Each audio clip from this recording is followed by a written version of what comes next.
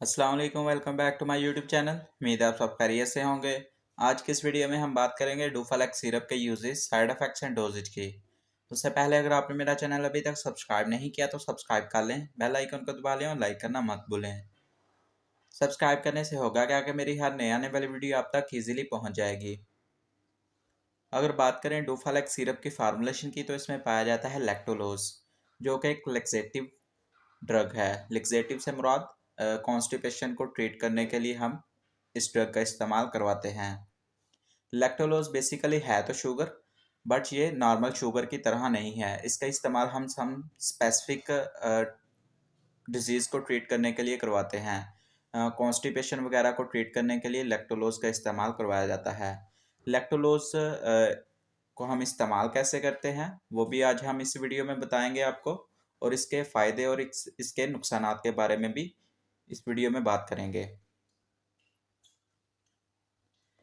अगर बात करें इसके यूजेस की कि हम इसका इस्तेमाल कहाँ-कहाँ और कैसे-कैसे करवा सकते हैं, तो सबसे पहले नंबर पर आ जाता है कि डूफालेक सिरप का इस्तेमाल हम कॉन्स्टिपेशन को ट्रीट करने के लिए करवाते हैं। कॉन्स्टिपेशन बेसिकली होती क्या है? कॉन्स्टिपेशन यानी कि कब्ज़। कब्ज़ को ट्रीट करने के लिए हम डूफालेक सिरप का इस्तेमाल करवाते हैं।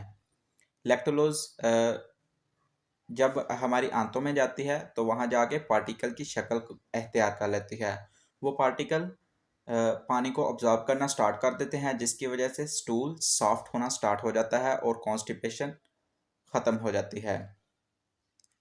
इसके अलावा पाइल्स से मुराद बवासीर। बवासीर को ट्रीट करने के लिए भी हम डूफालेक सिरप का इस्तेमाल करवा सकते हैं।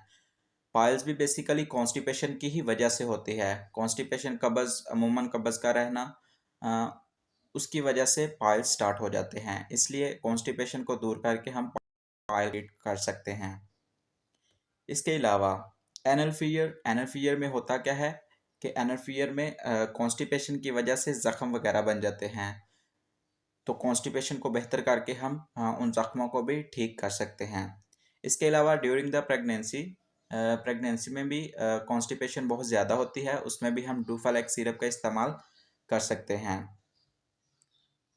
इसके अलावा सर्जरी से पहले या सर्जरी के बाद, सर्जरी से पहले पेट को साफ़ करने के लिए भी हम डूफालेक सिरप का इस्तेमाल करवा सकते हैं, या फिर कोई और लेक्सेटिव ड्रग का इस्तेमाल करवाया जा सकता है। इसके अलावा सर्जरी के बाद भी डॉक्टर मेडिसिन में डूफालेक या फिर कोई और लेक्सेटिव ड्रग का इस्तेमाल करवाते हैं, ताकि मरीज़ टोटली बेड रेस्ट पर होता है।